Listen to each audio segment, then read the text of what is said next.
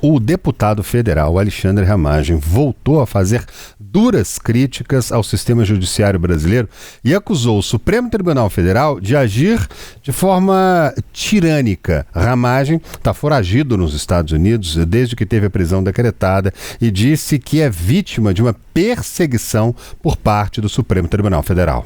O deputado, condenado a 16 anos de prisão por integrar o grupo crucial da trama golpista, diz estar seguro nos Estados Unidos e contar com o apoio do presidente Donald Trump e fez convocações de atos em defesa do ex-presidente Jair Bolsonaro. Aqui, deputado Ramagem, eu estou aqui em segurança nos Estados Unidos. Eu tive que trazer a minha família para a nossa proteção. E tem mais um motivo. Se esse violador de direitos humanos, declarado, sancionado mundialmente, se ele quiser pedir minha extradição, ele vai ter que enviar essa ação do golpe, nula do começo ao fim, cheia de ilegalidades, inconstitucionalidades, perseguições, que eu estou nela com o Bolsonaro, ele vai ter que enviar para análise nos Estados Unidos. Só que o tirano da toga, ele sabe de todas as atrocidades que ele cometeu nesses autos. É só mandar formalmente para cá e esperar a declaração da maior nação livre, efetivamente democrática do mundo. Falam ainda que eu sou foragido. Primeiro que eu não vim para cá para me esconder, mas para trabalhar pelo Brasil como eu puder. E para ser um foragido, você precisa de uma decisão judicial contra mim, que não tinha antes da minha chegada. E essa preventiva agora contra mim é manifestamente ilegal. É mais uma ilegalidade de centenas que eu consigo demonstrar. Um parlamentar, pela Constituição, que não pode ser preso por uma medida cautelar preventiva. E ainda no final de uma ação, num trânsito julgado, só depois da maioria dos votos da Câmara dos Deputados. Então, eu estou regular, eu posso sim continuar minha atuação parlamentar, mesmo à distância, como de vários partidos fazem também. Eu estou respaldado na Constituição, nas leis, no regimento, no regramento da Câmara, e eu tenho certeza que meus eleitores apoiam a minha atuação. Se o momento é difícil, não é um momento de perder as esperanças. Bolsonaro já estava preso em casa ilegalmente. Essa prisão dele agora também é absurda, sem fundamento e ilegal. Anteciparam essa ilegalidade por razões políticas, nada jurídicas. Primeiro, eles têm pavor do clamor popular. Esses tiranos da toga vão querer criminalizar as manifestações públicas. Fizeram isso agora com uma vigília religiosa. É para destruir a essência da democracia. Vão tentar fazer por todo o período pré-eleitoral em 2026. Querem criminalizar ainda quem convocou a vigília.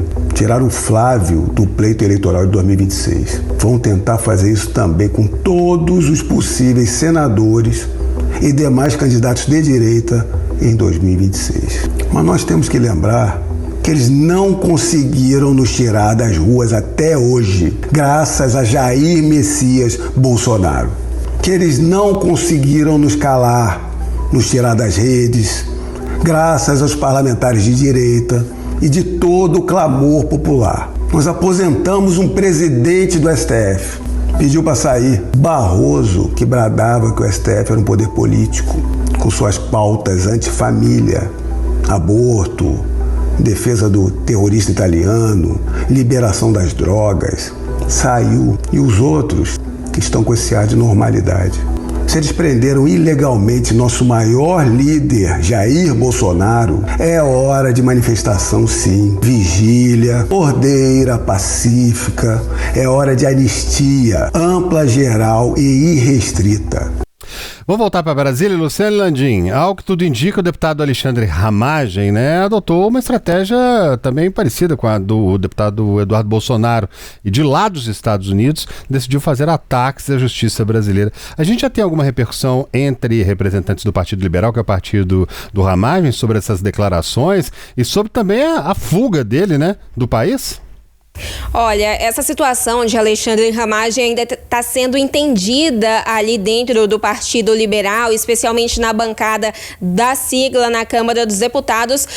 O pensamento agora é pensar em quais estratégias podem ser adotadas nesse caso. E o caso de Eduardo Bolsonaro, que está nos Estados Unidos desde fevereiro, meses depois, ele se tornou réu no Supremo Tribunal Federal, e também o caso de Carla Zambelli, que já condenada pela Suprema Corte, fugiu para a Itália, passando ali pelos Estados Unidos. Isso tudo é considerado porque a bancada, ainda que esteja nessa fase de entender o que pode ser feito, já tem uma ação muito clara, que é a de tentar salvar o mandato de Ramagem, de tentar de agir para que ele possa continuar sendo deputado e exercendo ali as funções que esse cargo tem lá dos Estados Unidos, de onde ele diz que está de uma forma para se proteger da lei, né? Ramagem, que foi condenado aí a 16 anos de prisão nessa mesma ação penal de tentativa de golpe de Estado. Isso tudo, então, está em discussão ainda ali dentro do Partido Liberal, especialmente na bancada da sigla na Câmara dos Deputados, e nos próximos dias a gente deve ter manifestações mais enfáticas dos aliados de Ramagem, especialmente esses aliados mais ideológicos, que atuam ali de forma mais enfática em uma proteção, em uma linha de frente maior, né? Esse grupo que se divide de diversas formas, a gente precisa lembrar disso, mas tem essa ala que atua ali nessa linha de frente de forma mais ideológica, essa ala que inclusive é mais próxima ao ex-presidente Jair Bolsonaro. Pois é, e antes de a gente continuar, vou trazer aqui um vídeo também publicado na rede social X. E esse foi repostado pelo senador Carlos Bolsonaro. No vídeo, Alexandre Ramagem dá uma explicação de como teria começado a suposta perseguição a ele. O deputado afirmou ainda que o plano, enquanto era diretor da Polícia Federal, seria armar a população civil, investigar o caso Adélio Bispo, não prender Daniel Silveira e também barrar as decisões ilegais do STF. O vídeo foi publicado em uma conta chamada Gabinete de Direita.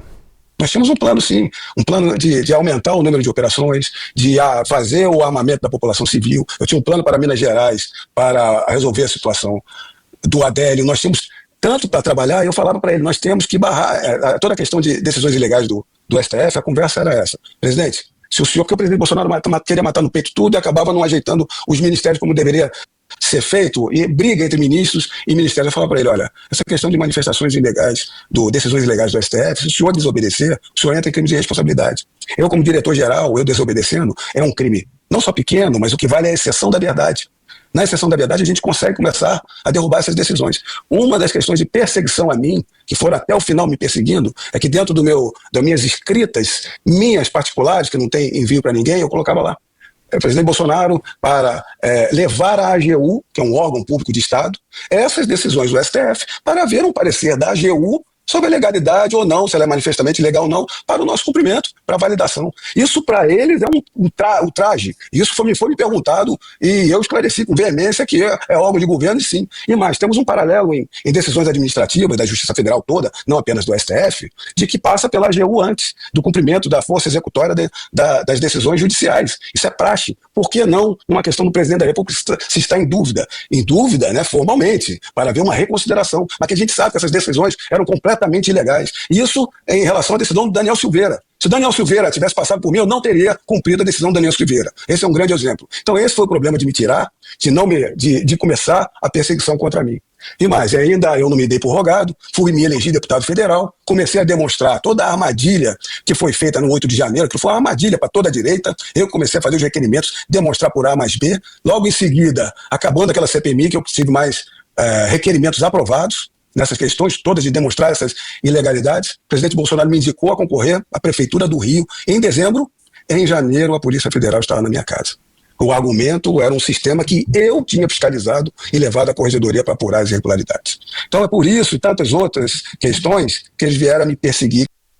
Isso aí, gente. O advogado-geral da União, Jorge Messias, indicado, inclusive, pelo presidente Lula para o Supremo Tribunal Federal, divulgou hoje uma carta aberta endereçada ao presidente do Senado Federal, Davi Alcolumbre. O gesto do advogado-geral da União busca aliviar um pouco a tensão entre governo e o senador que defendia a indicação do colega Rodrigo Pacheco, do PSD, para a vaga no STF que pertencia ao ministro Luiz Roberto Barroso. Pois é, na publicação, o Messias se refere a Alcolumbre como autêntico líder do Congresso Nacional, atento a elevados processos decisórios em favor de nosso país.